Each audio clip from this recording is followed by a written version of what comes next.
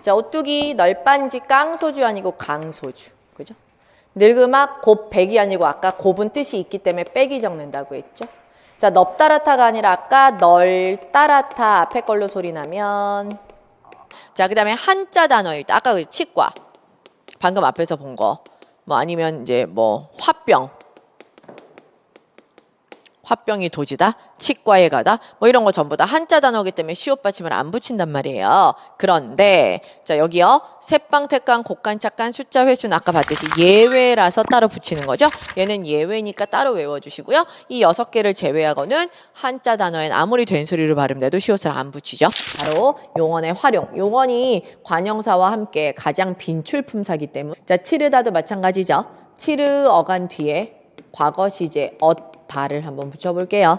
그럼 치르었다인데 이때 어간의 모음이 앞에서 사라지기 때문에 과거 시제 앞에서 사라지기 때문에 즉 어미가 아나 어일 때 아나 어로 시작하는 말일 때는 가 탈락되기 때문에 이 아이도 역시 치렀다로 가 탈락되게 되겠죠. 이런 게 대표적인 탈락 규칙 활용이죠. 그래서 치렀다.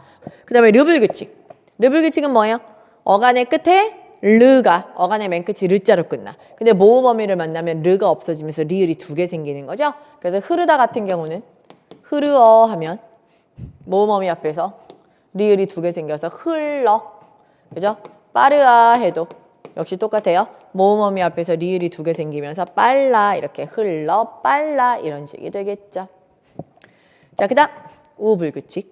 우불규칙은 우리나라에 단어가 하나밖에 없습니다. 바로 뭐죠? 우탈락. 바로 푸다 하나밖에 없죠. 그래서 푸다는 모음 어미를 만나면 우가 없어지면서 부어가 아니라 퍼먹다. 퍼라처럼 퍼가 되는 거죠. 네, 요게 이제 간 불규칙 5개 세단부릉에 대한 이야기입니다. 자, 어간의 하, 즉 하다. 우리나라에는 딱 하다라는 단어 하나만 여불규칙인데요. 하다는 다 자리에 아나 대신에 여를 붙인단 말이죠. 그래서 하 아라 하 아서 하 아따가 아니라 하 여라 하 여서 하 여따처럼 여를 붙이게 돼. 그래서 남들은 다 아 붙이는데 지 혼자 여 붙인다고 해서 여불규칙이라고 하는 거죠. 자, 그다음에 러블규칙은요. 러블규칙은 어간이 르로 끝나는 단어 중에서 어미 대신에 러어미를 쓰는 경우. 어미 러를 쓰는 경우도 따로 단어를 외워줘야 되는데 얘는 단어가 4개. 이르다, 푸르다, 누르다, 노르다만 외우시면 되기 때문에 이르러, 푸르러, 누르러, 노르러. 이때 푸르다, 누르다, 노르다는 색깔이고요. 이르다는 도착. 목적지에 이르다, 도착하다의 뜻이에요. 뭐 선생님한테 이르다 이거 말고요. 시간이 이르다 말고요. 도착하다 이르답니다. 뜻을 잘 구분하셔야 되겠죠. 그래서 여불규칙과 러불규칙. 여불규칙은 하다 하나밖에 없고 러불규칙은 푸르다, 누르다, 노르다, 이르다가 있다. 자, 그 다음 이제 어간 어미가 모두 바뀌는 불규칙, 일명 히읗 불규칙을 볼 거예요. 자, 어간 어미가 모두 바뀌는 불규칙, 히읗 불규칙은 일단 형용사에서만 일어난다는 게 가장 큰 포인트죠. 동사는 안 돼요. 형용사에서만 히읗 불규칙이 일어난다는 거 기억하셔야 되고요. 어간 어미가 모두 바뀌는 형용사의 히읗 불규칙은 어간이 히읗 받침으로 끝나. 근데 형용사 중에서 어간이 히읗 받침인 건 주로 색깔이 많죠. 까맣다, 노랗다, 빨갛다, 파랗다 같은 거. 자, 2월 달로 가볼게요. 2월 보름에 높이 켜놓은 높이 켠 등불 같구나. 등불. 갑자기 뭐 주체도 안 밝히고 무엇이 등불과 같은지도 안 밝히고 다짜고짜 그냥 2월 보름날 높이 켠 등불 같대요. 등불 같구나. 자, 뭐가요? 등불의 실체가 자 밑에 나와. 마님 비추실 지지셨다. 모든 사람을 비춰주실 모습이시로다. 그래서 지지, 즉. 자, 이렇게 쓰는 즉. 요거는 모습이란 뜻이거든요. 지지셨다. 모습이시다. 그러면 모든 사람을 비춰주실 모습이시로구나. 그러면 뭐야? 이것도 주체가 생략됐어. 갑자기 누가 높이 켠 등불 같고 누가 모든 사람을 비춰주실 모습을 지녔냐? 바로 님입니다. 네, 님이요. 사랑하는 님. 자, 임을 빗댄 게 바로 등불인데요. 네, 님이 등불과 같아. 그래서 모든 사람을 밝혀주시지. 이제 이 모든 사람을 밝혀준다는 건 사람들을 밝게 해주는 거잖아요. 그러니까 님의 인품이나 인덕이 사람들에게 널리 미쳐서 사람들이 밝아진다라는 얘기는 사람들에게 좋은 거, 그 한마디로 자비를 베풀고 님이 사람들에게 사랑을 베푼다는 얘기야. 그래서 님의 인품, 인덕을 찬양하는 내용이 바로 2월달이죠. 내 님은 인품이 뛰어나 사람들을 밝혀주는 등불과 같아. 이런 내용이죠. 자, 그 다음에 3월달로 갑니다. 3월나며 개한, 아으, 만춘, 달외고지요. 자, 3월달을 지나며 피어난 만춘, 늦봄에 가득 찬 봄이죠. 늦봄. 늦봄에 달외고지요. 자, 달외꽃이 뭐냐? 진달래꽃이요. 그러면 3월달을 지나며 피어난 진달래꽃이요. 갑자기 진달래꽃을 불러? 그 다음 밑을 보세요. 남의 불올 짖을, 남들의 부러워할, 즉 남들이 부러워할 모습을 지니고 태어나셨다라는 뜻이에요. 그럼 뭐야? 늦봄에 진달래꽃이요. 남들이 부러워할 모습을 지니고 태어나셨구나. 진짜 진달래꽃을 찬양하고 있어요? 아니죠. 이것도 빗댄 표현. 뭐, 내 님. 이미 잘생겼어. 그래서 진달래꽃처럼 아주 아름답고 쫙 생긴 거죠. 그래서 이 여자가 약간 얼빠. 그래서 되게 잘생기고 인품 좋고 이 님에 대해서 막 완전히 지금 찬양을 하고 있는 거죠. 그래서 진달래꽃, 늦봄에 활짝 핀 진달래꽃처럼 남들이 부러워할 그 수려한 외모를 타고나신 님에 대해서 찬양하지요. 그래서 남들이 부러워할 모습을 지니고 태어나셨다. 님의 외모, 수려한 외모를 찬양한다. 자, 그 다음 4월달이요. 자, 4월 안인이죠. 아으 오실시어 곧골이세요. 자, 4월 달에 안이 있고, 안이 있는다, 있지 않는다, 안이 있고, 안이 이죠. 아으, 이건 영구고, 오실시어, 오셨군요. 곧골이세요. 꾀꼬리세요. 자, 꾀꼬리는 4월 달이 되면 잊지 않고 온다 이거죠. 꾀꼬리새는 4월을 잊지 않고 왔다. 무슨다, 무슨 일로? 녹사님은, 자, 여러분, 녹사는 벼슬 이름이에요. 그러면 무슨 일로? 녹사벼슬하는 님은, 자, 님은, 자, 내 님은, 녹사벼슬하는 님, 녹사님은 옛날을, 예전에 나를, 그러니까 화자 자신이죠. 나를 잊고신죠. 잊고 계신단 말인가. 자, 무슨 말이야? 꾀꼬리는 4월달을 잊지 않고 돌아왔는데 무슨 일로 녹사벼슬하는 내 님은 나를 잊고 계신단 말인가 라는 거죠. 그럼 뭐예요? 꾀꼬리는 잊지 않고 돌아오고 님은 나를 잊어서 안 돌아오네. 그래서 꾀꼬리 새와 곧꼬리 새와 녹사님은 서로 대조. 꾀꼬리는 돌아오고 녹사님은 돌아오지 않았으니까요. 그 다음에 찬동의 경률은 칭찬. 상대를 비난하지 말고 웬만하면 칭찬을 많이 해줘라 이런 내용이죠. 그 다음에 겸양의 경률은 겸손해라. 너 자신에 대해서 겸손하게 말해라 뭐 이런 내용이고요. 동의의 경률은 어떤 의견 차이가 생겼을 때 의견을 좁히기 위해서 차이를 좁히기 위해서 노력해야 된다 뭐 이런 게 동의의 경률이었죠. 우리는 보기 2번에 기역, 니은, 디귿의 사례를 통해서 어떤 경률이 지켜지지 않았는지를 한번 찾아보도록 할게요. 자, 보시면 기역부터 우리 주말에 바다에 갈래? 라고 물었어. 이때 B가 바다 완전 별론데 등산이 최고지. 뭐야? 상대가 바다에 가자고 했는데 자기는 바다가 싫어. 그럼 의견의 차이가 있죠. 그럼 의견의 차이가 있을 때는 어떻게 하라고 했죠? 의견 차를 최소화하기 위해 노력해야 된다고 했어요. 그게 뭐더라? 동의의 경률이죠. 얘는 지금 동의의 경률이 부족해. B가. 그래서 자기가 별로 관심 없는 바다 이야기를 했다고 할지라도 그래도 예의상 그래 바다도 참 좋은데 근데 이번에는 이런 이유로 산에 가면 어떨까? 대신 다음번엔 꼭 바다에 가자. 이런 식으로 내가 너의 의견도 나쁘지 않고 너의 의견도 다음번엔 지킬 의향이 있는데 사실 이번에는 내 의견대로 하면 어떨까를 예의 바르게 얘기해야 되겠죠? 동의의 경륜을 지키지 않았어요. 자, 그다음에 니은. 제가 좀 실수한 것 같아요. 자, 너야 항상 그렇지 뭐. 넌 왜 늘 그 모양이니? 자, 상대방을 비난했죠. 자, 칭찬을 많이 하고 비난은 최소화하라고 했는데 찬동의 경률. 그래서 칭찬을 많이 하세요. 비난은 최소화하세요. 찬동의 경률이었습니다. 자, 그 다음에요. 세 번째, 디귿. 저 드라마 너무 재밌는 것 같아. 떡볶이 먹고 싶다. 자, 드라마 재밌다고 말했는데 갑자기 떡볶이 먹고 싶다고 하면 둘이 서로 어때요?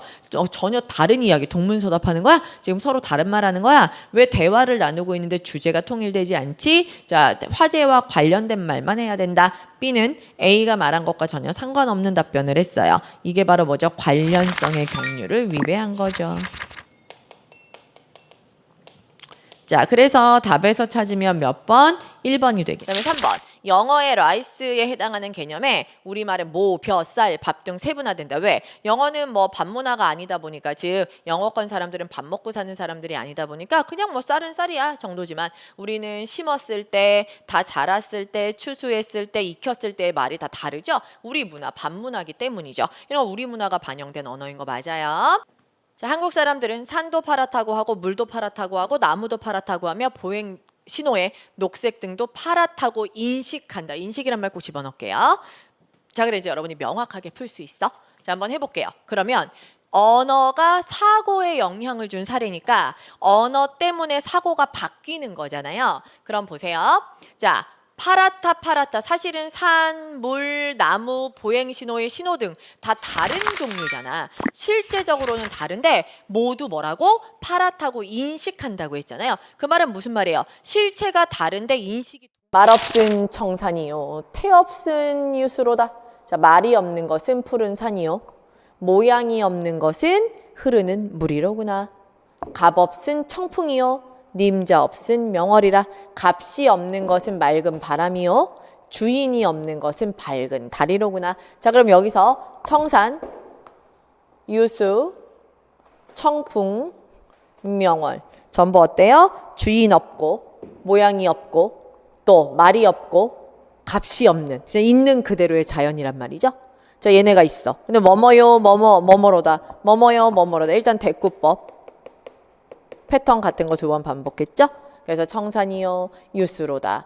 뭐 값없은 청풍이요, 님자 없는 명월이로다. 이렇게 해서 지금 계속 이요, 로다, 이라, 뭐 이런 좀 유사한 말투를 계속 반복하기도 했어요. 근데 무엇보다도 일단 대꾸법이 가장 눈에 띄죠. 그래서 청풍, 명월, 청산, 유수에 대한 이야기를 하고, 이 중에 병 없은 이 몸이 분별 없이 늙으리라. 자, 분별 없이 예전에 우리 시험 문제에 해석 문제로도 나온 적이 있어요. 근심 없이. 분별이 근심이에요.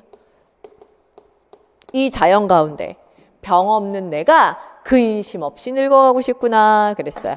좀 눈에 띄는 것은 없은, 그죠? 이런 반복적인 것은 또 운율을 형성하죠. 자, 그러면 주제는 뭐야? 이런 자연 속에서 내가 근심 없이 영원히 살고 싶다는 마음을 노래했네요. 자연 친화, 자연 속에 살고 싶은 마음에 대한 이야기죠. 자, 그 다음에 해설 보시면 없다, 없는 이라는 말을 계속 반복해서, 반복하면 운율 생기는 건 당연하죠. 그 다음에 대꾸법 사용했어요. 그죠? 자연의 특성, 말이 없다, 모양이 없다, 값이 없다, 주인이 없다, 이런 얘기했죠. 좋아요. 이게 자연 진화적 정서. 자, 그 다음부터 나올 게 뭐냐? 바로 황진이를 비롯해서 홍랑, 개랑 이런 기생들의 시조. 아무래도 기생들은 연정, 사랑에 대한, 뭐 사랑, 그리움, 이별의 슬픔, 뭐 이런 것들에 대한 거를 많이 이제 노래했겠죠. 특히 황진이 시조는 문학적으로도 워낙 뛰어난 작품이잖아요. 자, 황진이의 동짓달 기나긴 밤이 나왔네요. 한번 보도록 하죠. 동짓달 기나긴 밤을 한어리를 베어내어. 동짓달은 한겨울. 그러니까 한겨울, 12월, 음력 12월, 한겨울 달에 기나긴 밤, 겨울이니까 얼마나 밤이 길겠어요. 기나긴 밤을 한 허리를 베어내요. 허리를 베어낸다는 건 반토막. 허리가 중간에 있잖아. 한 허리를 베어낸다는 건 반토막을 잘라서. 근데 이 부분에서 좀 재밌어. 왜 재밌냐면 밤은 시간적 개념이잖아요. 이런 시간적 개념은 그냥 우리가 해가 져서 깜깜하게 보이는 거지, 그것이 밤이라는 개념은 아니잖아. 그죠? 밤은 사실 우리가 만질 수 없어요. 그죠? 밤은 관념적인 시간의 개념이란 말이죠. 밤, 시간적 개념을. 그러니까 한마디로 추상적 개념. 을 어떻게 했어? 긴 밤, 추상적 시간적 개념을 베어낸다라는, 구체적으로 이 시간적 개념을 반을 베어낸다라는 감각적으로 구체화하고 있죠. 잘라낼 수 있는 걸로 표현하고 있죠. 마치 눈에 보여서 잘라낼 수 있는 걸로.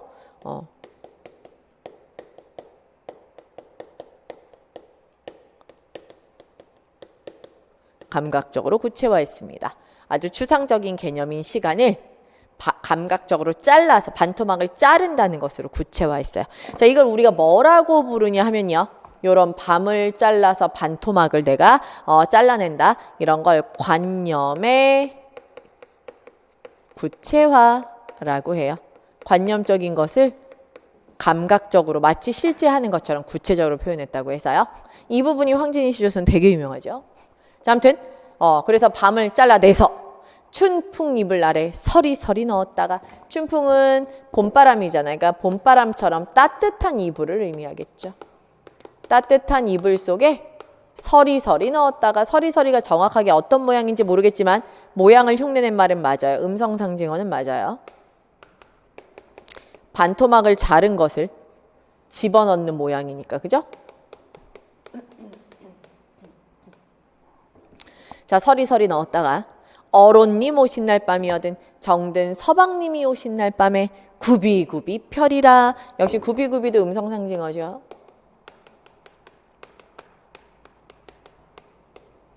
자, 그러면 얘는 지금 뭐야?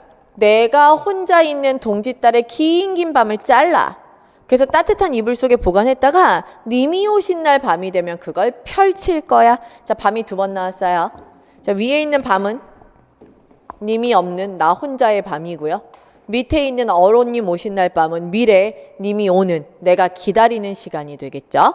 자, 그래서 여기서 동짓달 기나긴 밤은 말 그대로 길어요. 긴 밤이에요.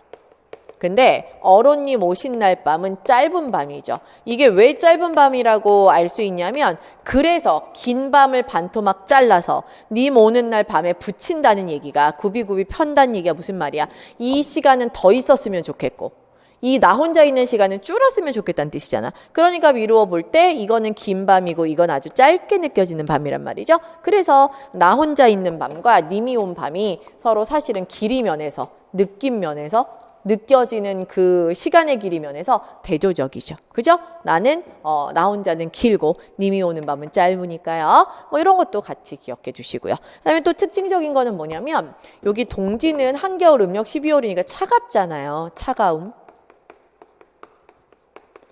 근데 요 춘풍은 어때요? 봄바람이니까 따뜻함이죠.